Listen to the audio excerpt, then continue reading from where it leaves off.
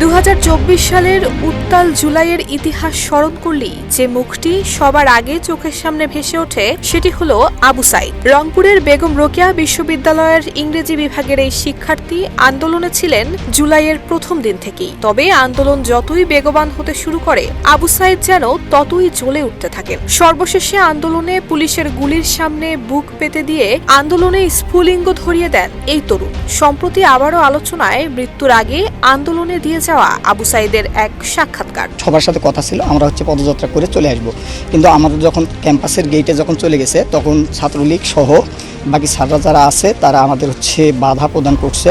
গত বছরের 1 July the daily ক্যাম্পাসে প্রকাশিত এক ভিডিও প্রতিবেদনে দেখা যায় 18 সালের পরিপত্র বহাল রাখার দাবিতে বিকেল 3টায় বিশ্ববিদ্যালয়ের তৎকালীন শেখ রাসেল চত্বরে দাঁড়িয়ে মানববন্ধন করেন বেগম রোকেয়া বিশ্ববিদ্যালয়ের শিক্ষার্থীরা। ওয়ালটন এখন দেশের সীমানা পেরিয়ে পৌঁছে গিয়েছে 50টিরও বেশি দেশে।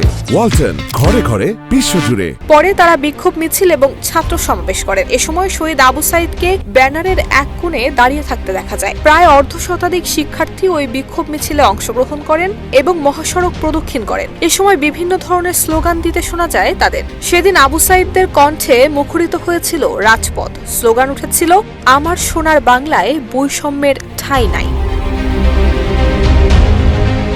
ঢাকা বিশ্ববিদ্যালয় থেকে আন্দোলন যখন ধীরে ধীরে সারা দেশে ছড়িয়ে পড়ে, তখন রংপুর হয়ে ওঠে আন্দোলনের অন্যতম হটস্পট। বিশেষ করে 16 জুলাই আবু সাইদ পুলিশের গুলিতে নিহত হওয়ার পর এই আন্দোলন সারা দেশে যেন বারুদের মতো ছড়িয়ে পড়ে। ওই দিন বেগম রোকেয়া বিশ্ববিদ্যালয়ের গেটের সামনে আয়োজিত এক মিছিলে পুলিশের ছোড়া ছড়া গুলিতে আবু সাইদ গুলিবিদ্ধ হন। রংপুর মেডিকেল কলেজ হাসপাতালে নেয়ার কিছুক্ষণের মধ্যেই তার মৃত্যু হয়। আবু সাইদের মৃত্যুর খবর ছড়িয়ে পড়লে মুহূর্তেই উত্তাল হয়ে ওঠে গোটা দেশ।